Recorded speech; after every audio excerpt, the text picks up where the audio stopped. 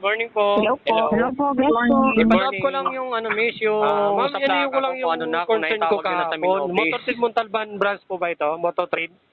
Sorry, sir, na pong pangalan? Amiel Padua, yung kahapon tumawag sa inyo, Ano pong last name? Padua, Amiel.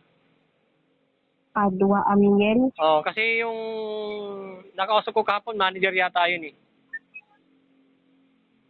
Sige, sir, wait. Hold lang po. Wait lang po. Sige po.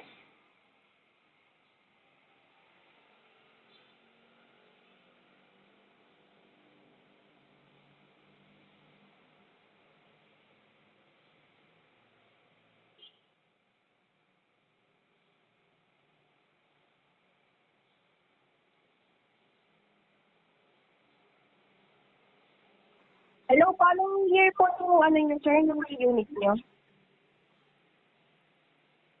Hello po. Hello, morning. Sir, na pong year ng unit niyo po? 2017. 2017.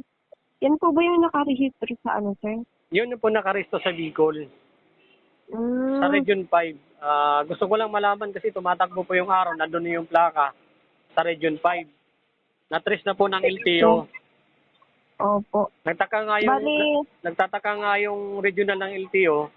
Sa Montalban Rizal ko binili yung motor pero niresto sa Region 5 Bicol. Hindi raw maganda yon. Di sana naibigay na sana, nakuha ko na sana yung plaka na yun noong time nung namamahagi sila ng plaka na 2017 pababa. Kasi ang dala-dala ho nilang plaka nung nasa batasan sila nung August 4, NCR tsaka Region 4A na mga plaka na 2017 pababa. Kasi pinapara na nila ngayon, namamara na sila eh. Opo.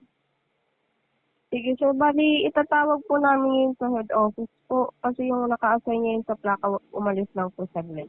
Kasi miss, kahapon ganun din yung sabi sa akin, itatawag. Hanggang ngayon, wala pa rin feedback. Kasi matatagan, tumatakbo yung araw eh. Opo, sir, nagloloko din po kasi yung signs po namin kaya hindi din po kami makatawag ng tuloy-tuloy. Balikan nyo ako kasi lagi ako araw-araw ko kayong tumatawag. Sige, sir. Kasi di nyo naman ako binabalikan hanggang di kayo tinatawagan eh. Kumbaga, walang feedback na kung ano na nangyayari. Sige, sir, balikan po kita mamaya din po. Pag nakatawag po kami. Okay, salamat. Okay. Sige po. Thank you po.